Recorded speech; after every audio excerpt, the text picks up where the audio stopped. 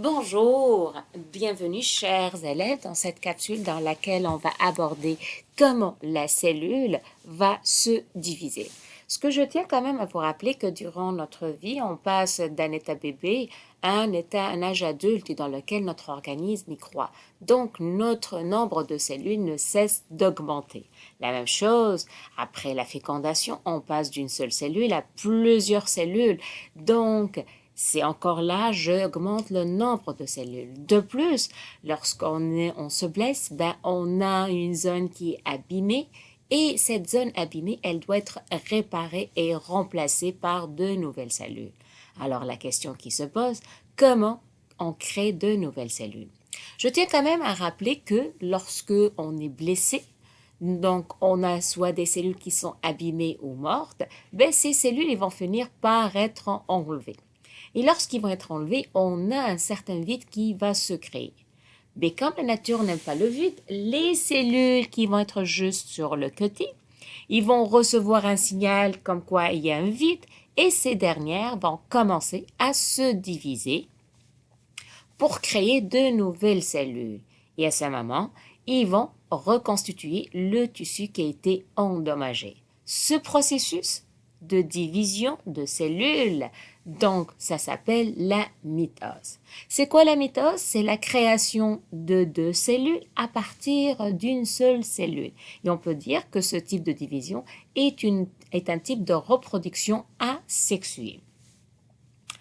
La mitose comporte 4 étapes: la prophase, la métaphase, l'anaphase, la télophase.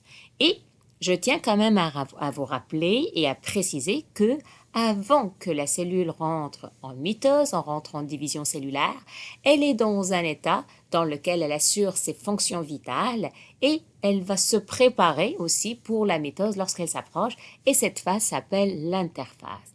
On va voir un peu plus tard qu'est-ce qui se passe dans chacune de ces phases. L'interphase, je rappelle, c'est la phase dans laquelle la cellule n'est pas en division cellulaire. C'est une phase qui dure à peu près 90% de la vie d'une cellule.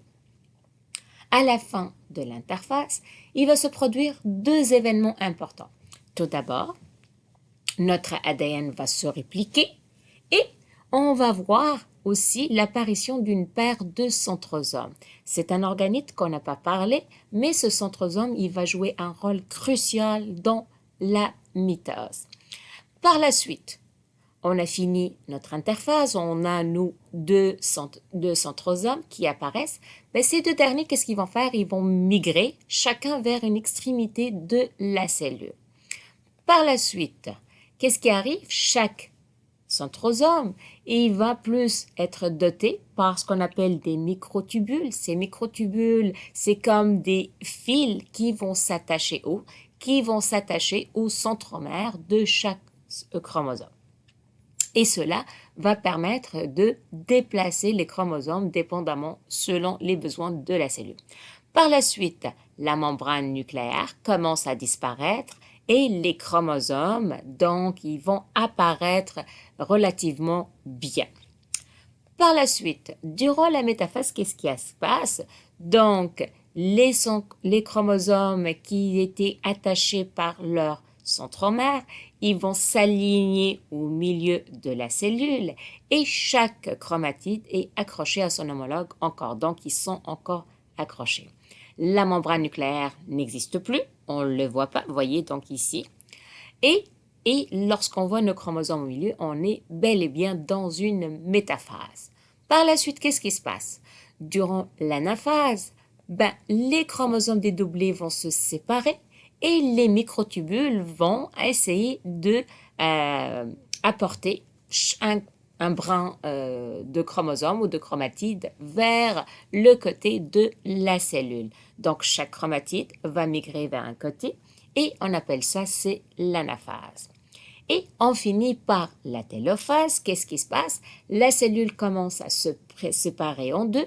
Là, je vois la naissance de la membrane nucléaire qui apparaît et les chromatides vont se condenser et ils vont former de nouveau la chromatine.